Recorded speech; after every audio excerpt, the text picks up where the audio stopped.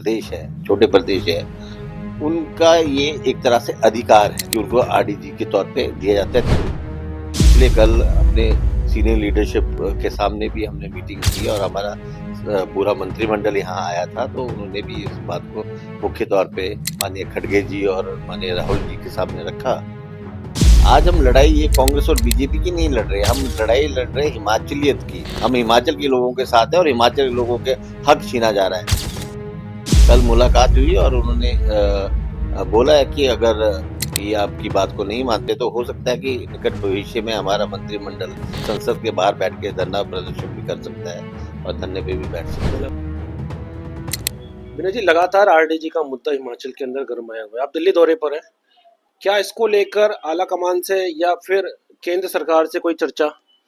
देखिए, जो revenue deficit grant है, ये हिमाचल जब से बना है तब से हमें मिलती आई है और निश्चित तौर पे जो हमारे पिछले 3 साल बीते हैं उस समय 15th फाइनेंस कमीशन का हमें पैसा आरडीजी के तौर पे आया है। इससे पूर्व के जो सरकार थी भाजपा की, उनको 54,000 करोड़ रुपीस आए थे और अब जो ये बजट पेश हुआ इसमें आरडीजी को बिल्कुल बंद कर दिया गया है।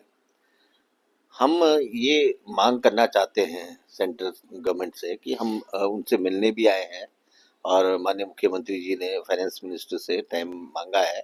अगर मिलता है तो हम उनको बताएंगे कि जो छोटी कहते प्रदेश है, छोटे प्रदेश है, उनका ये एक तरह से अधिकार है कि उनको आरडीजी के तौर पे दिया जाता है ताकि उनके अपने रिसोर्सेज नहीं होते इतने और बजट का जो स्ट्रक्चर वो बड़ा होता है, तो उसको मीट अप करने के लिए आरडीजी दिया जाता है जो कि 10,000 करोड़ पर ईयर का हमें नुकसान होगा। तो इसको अभी हमने पिछले कल अपने सीनियर लीडरशिप के सामने भी हमने मीटिंग की और हमारा पूरा मंत्रिमंडल यहाँ आया था, तो उन्होंने भी इस बात को मुख्य तौर पे माननीय खड़गे जी और माननीय राहुल जी के सामने रखा। और उन्होंने भी आश्वासन दिया कि वो भी पार्लियामेंट में इस इशू को रेज करेंगे। हमें नहीं मिला है पर हमने मांगा है, तो हम 1-2 दिन और यहाँ हैं, अगर समय मिलता है तो हम जरूर अपनी बात को रखेंगे। अच्छा, एक सवाल, आज नड्डा जी आज हिमाचल दौरे पर हैं, क्या कुछ उम्मीद है हिमाचल को?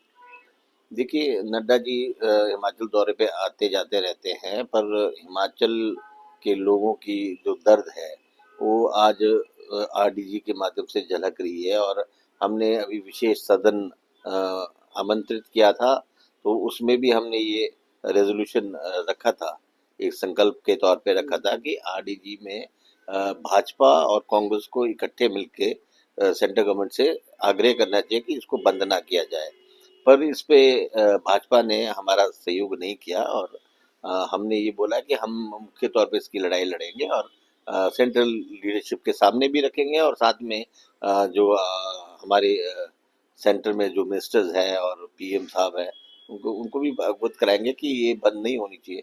और वैसे भी मोदी जी तो कहा करते हैं कि हिमाचल उनका दूसरा घर है, तो वो अपने घर के लिए जरूर कुछ करेंगे, ऐसी उम्मीद हमें है। राहुल गांधी जी से क्या मुलाकात हुई अभी आपकी? हाँ जी, राहुल गांधी से क्या बोला उन्होंने? कल मुलाकात हुई और उन्होंने बोला है कि अगर ये आपकी बात को नहीं मानते तो हो सकता है कि निकट भविष्य में हमारा मंत्रिमंडल यहाँ संसद के बाहर बैठ के धरना प्रदर्शन भी कर सकता है और धरने पे भी बैठ सकता है। कल अग्निहोत्री जी ने भी बोला है कि जंतर मंतर भी बैठना पड़ेगा, तो हम बैठेंगे अगर ऐसी सिचुएशन, क्योंकि आज हम लड़ाई ये कांग्रेस और बीजेपी की नहीं लड़ रहे, हम लड़ाई लड़ रहे हिमाचलियत की।